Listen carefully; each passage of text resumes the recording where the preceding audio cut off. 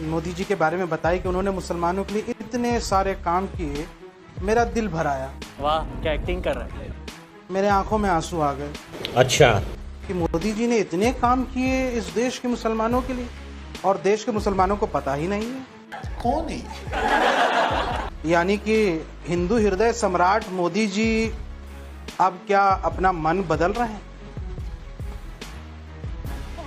तो मैं बहुत ओवरवेल्म हो गया कि अरे वाह, इतना बड़ा काम मुसलमानों का उद्धार हो गया। मतलब ऐसा कभी हुआ ही नहीं था।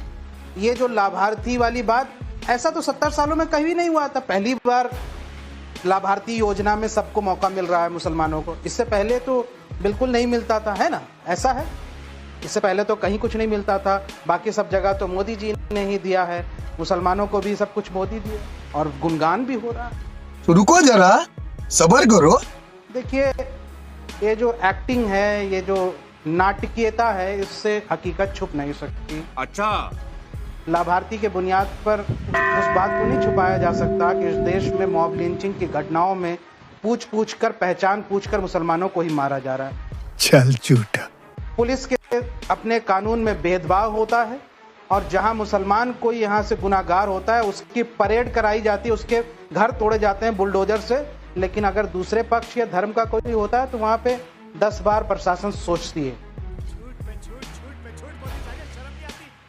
अभी यहाँ से कल का ही एग्जाम्पल है, मध्य प्रदेश के अंदर मुहर्रम के जुलूस लगाने वाले लोग अपना प्रदर्शन करते हुए एक पोस्टर ऊपर या कोई रोड के बीचों बीच में लगा हुआ, तो उसमें छींटा एक लग गया, एक हल्का सा, कोई ऐसा इंटेंशनल नहीं लगता है मुझे वीडियो देखकर।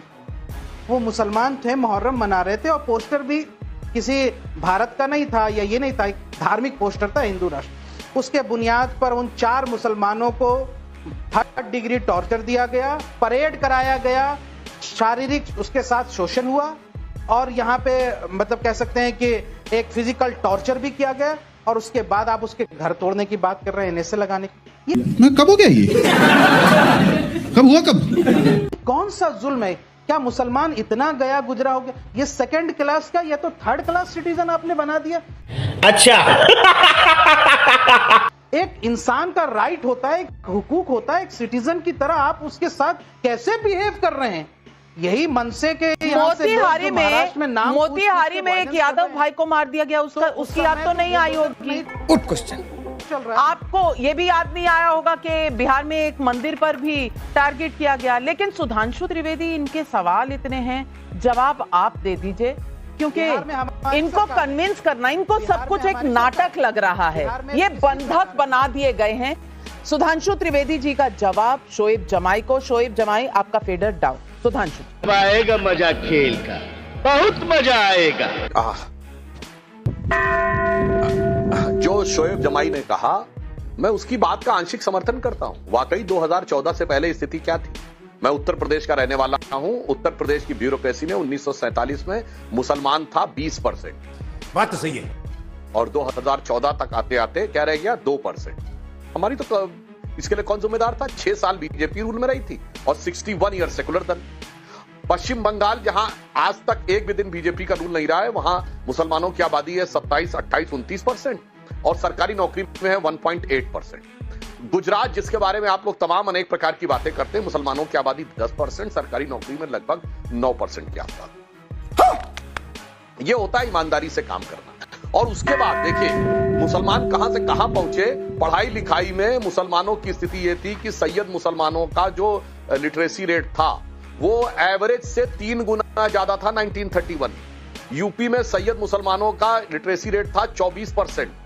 पूरे भारत का, उत्तर प्रदेश का था 8%। हिंदुओं में सबसे पढ़ी लिखी जात मानी जाती थी ब्राह्मण, वो 15% थे और क्षत्रिय 13% थे। सैयद मुसलमान 24% थे। फिर मुसलमान एकदम पीछे रह गए, क्योंकि वो तो सियासत में वो केवल वही देखते रह गए ना कि पढ़ाई लिखाई सब दरकिनार होती चली गई। और रही बात इसकी मॉब लिंचिंग, तो मैं शोएब जमाई जी को याद दिलाना चाहता हूं, क्यों हमारी सरकार आने से पहले कश्मीर में हर जुमे के दिन एक मस्जिद से एक मॉब निकलती थी नारे लगाते हुए, और फिर कोई इंस्पेक्टर अयूब पंडित जैसे किसी व्यक्ति को मार दिया करती थी। ये तो सेकुलरिज्म का सुंदर संगीत था। यही नहीं, अभी और सुनिए। फिर ISIS के नारे लगते थे, ISIS का झंडा लगता था, फिर मेरी जान पाकिस्तान जिंदाबाद। क्या बात कर रहे हैं? ये सब मॉब लिंचिंग थोड़ी थी। फिर आइए आजाद मैदान 2012, किस बात को लेकर मॉब लिंचिंग हुई? अमर जवान ज्योति क्यों तोड़ी गई?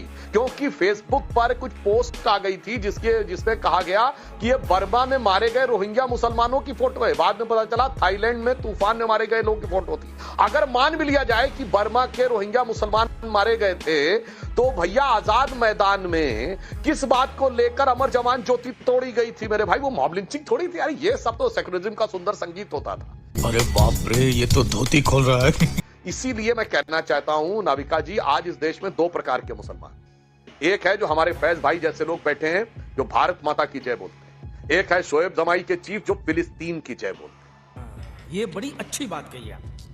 एक वो मुसलमान है जो भारत के लिए कंट्रीब्यूट करना चाहता है, जिसमें डॉक्टर कलाम से लेके वीर अब्दुल हमीद से लेके ब्रिगेडियर मोहम्मद उस्मान से लेके उस्ताद बिस्मिल्लाह खां से लेके बड़े बड़े शायर और नगमा निगार हैं। और दूसरी तरफ कौन है? वो मुसलमान है जो हमास के लिए रैलियां निकालता है।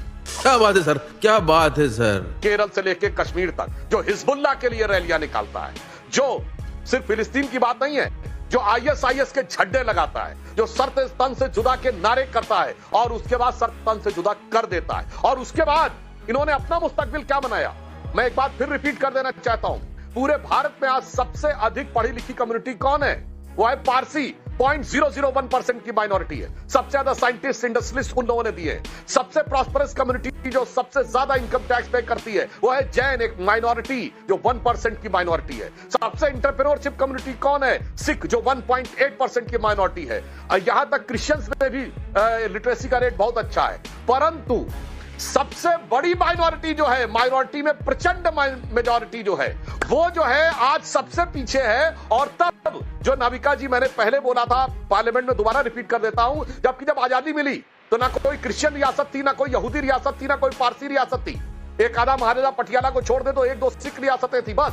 मुसलमानों की लाइन लगा के रियासत थी। नवाब पटौदी, नवाब रामपुर, नवाब भोपाल, जूनागढ़ के नवाब, भोपाल के नवाब, हैदराबाद के निजाम, और आके कहां तक कहां फंस गए मेरे भाई। क्योंकि जो हुक्मराने वक्त थे, बिल्कुल पुराने वक्त थे, वो आज मजलूम हो गए क्योंकि सेक्युलरिज्म के जाल में ऐसे फंसे कि उल जरूर हो गए।